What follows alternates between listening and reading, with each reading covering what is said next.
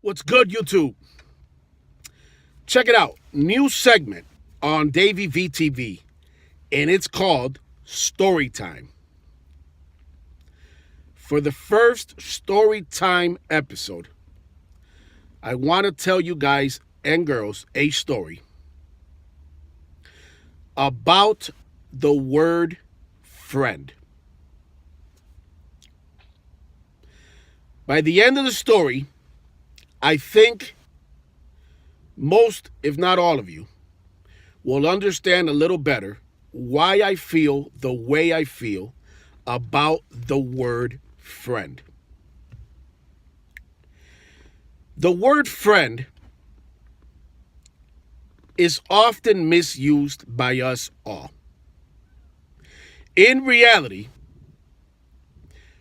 we actually have very few friends.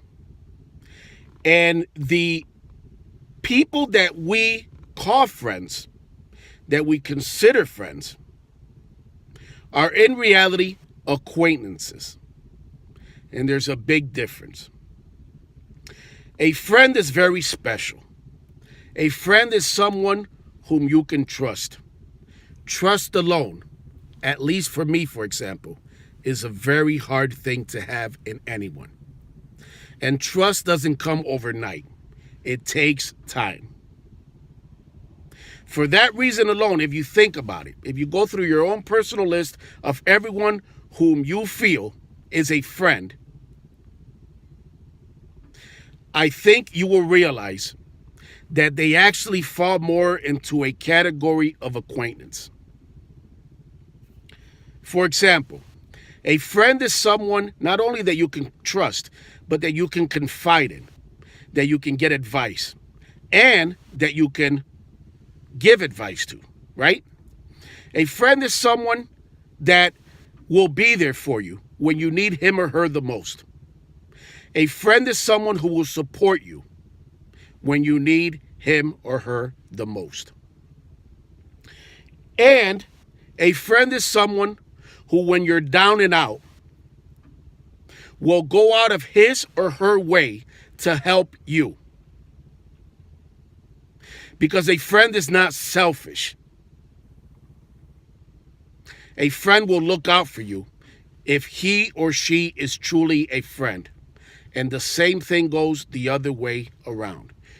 If you are really a friend to a person, you will be there for them when he or she needs you. You can be trusted if they need to talk to you or to confide something in with you.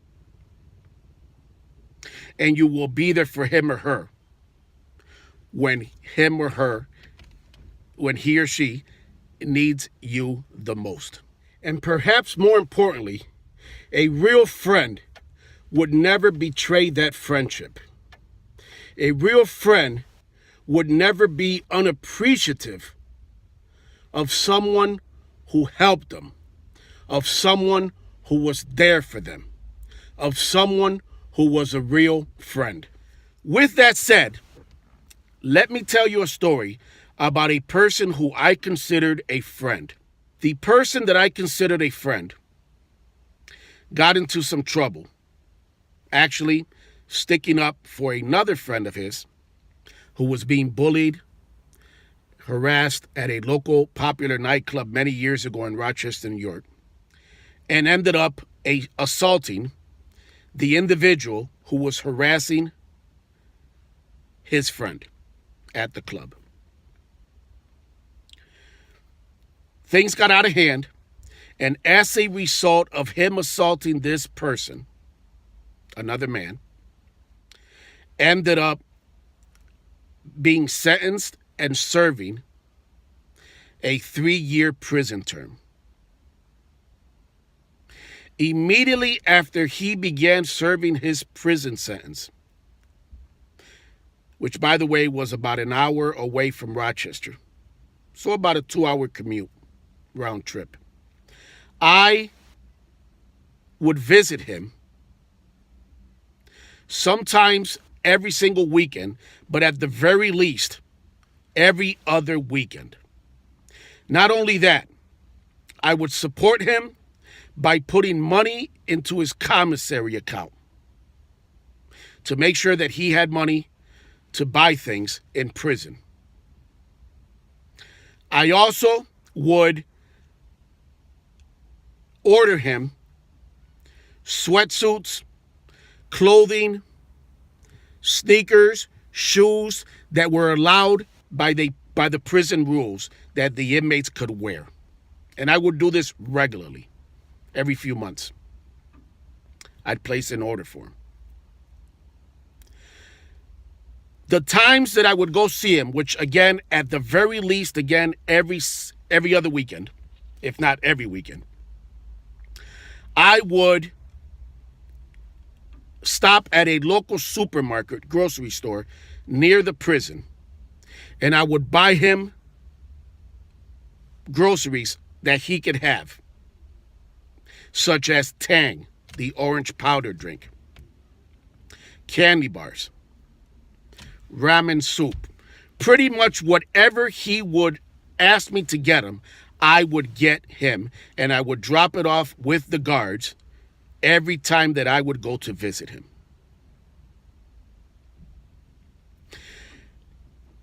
This person that I considered a friend, his own family turned on him.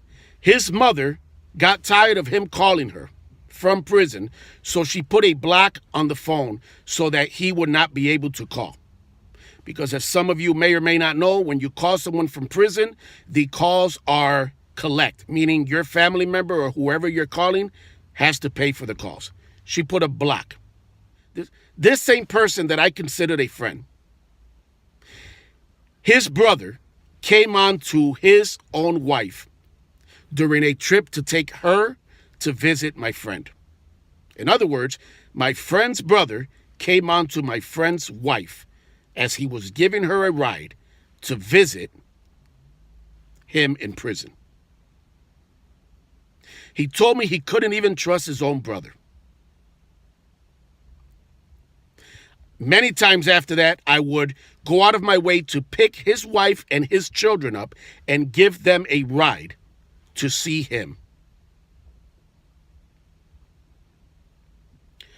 When my friend got released from prison, I rented a car. I bought him a brand new sweatsuit. I bought him a brand new pair of Nike sneakers. I bought him a fresh hat. I took his son to go get him, who was super excited that his father was finally being released from prison.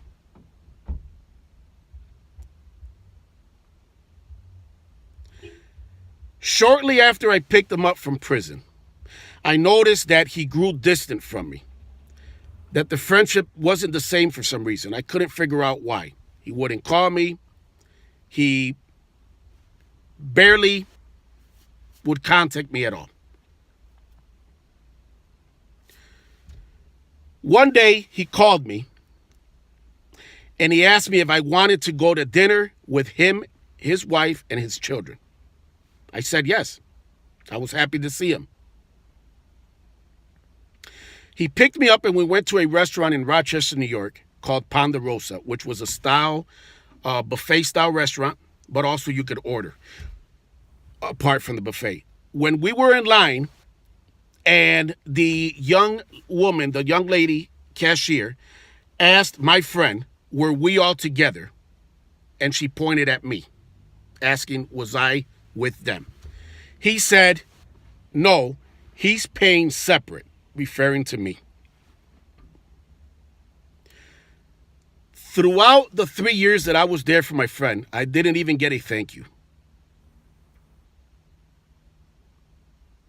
I didn't get any kind of, I appreciate what you've done for me.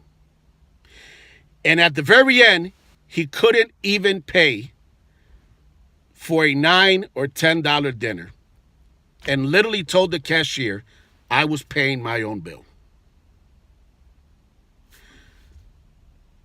The word friend is a very special word.